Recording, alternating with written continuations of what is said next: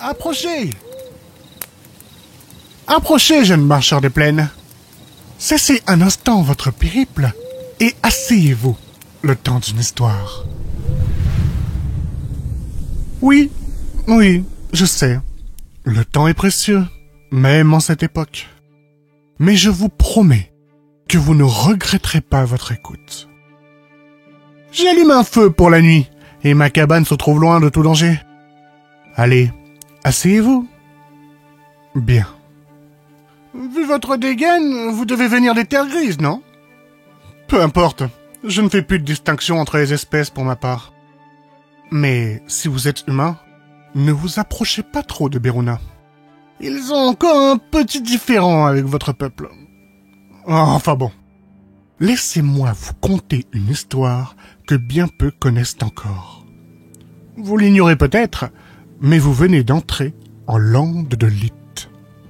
La Lande de Lit était autrefois le continent le plus riche et le plus merveilleux qu'un esprit eût pu imaginer.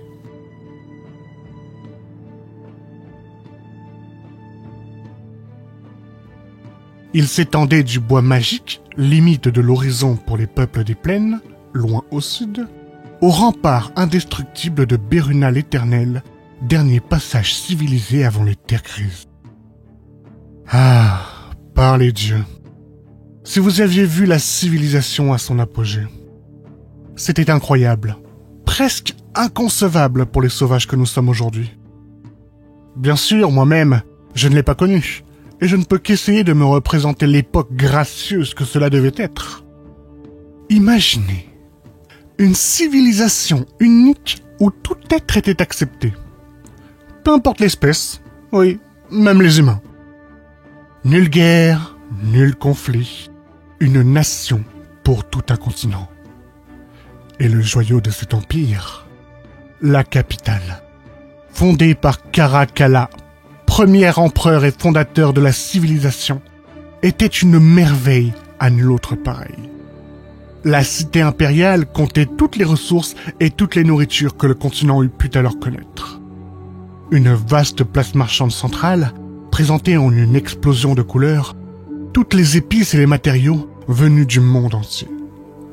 En ce temps, on pouvait sentir une odeur de pain, d'olive et d'herbes aromatiques flotter dans l'air.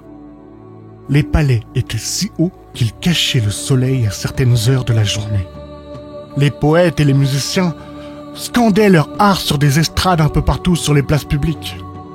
Et même le soleil semblait ravir cette civilisation, car bien qu'il fût déjà chaud en cette époque, il n'était alors pas brûlant comme celui qui nous accable aujourd'hui. Je peux voir dans vos yeux que j'ai piqué votre curiosité. Mon histoire vous intéresse-t-elle maintenant? Laissez-moi vous poser quelques questions. Comment un seul homme a-t-il pu fonder tout cela? Qu'est-il arrivé à cette cité? Pourquoi aujourd'hui la civilisation n'est plus? Vous voulez savoir tout cela? Eh bien tant mieux, car c'est exactement ce que je vous propose de vous raconter. L'histoire de la civilisation. Oh, le ragoût est prêt. Bon, alors voilà ce que je vous propose.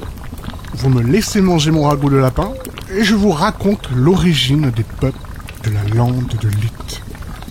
Puis ce sera tout pour ce soir. Pour savoir la suite, vous devrez repasser de temps en temps chez moi au cours de vos voyages. Ce sera l'occasion de sympathiser, qui sait. Voilà, c'est servi. Eh bien, je vous dis à dans une petite heure pour le début de notre histoire.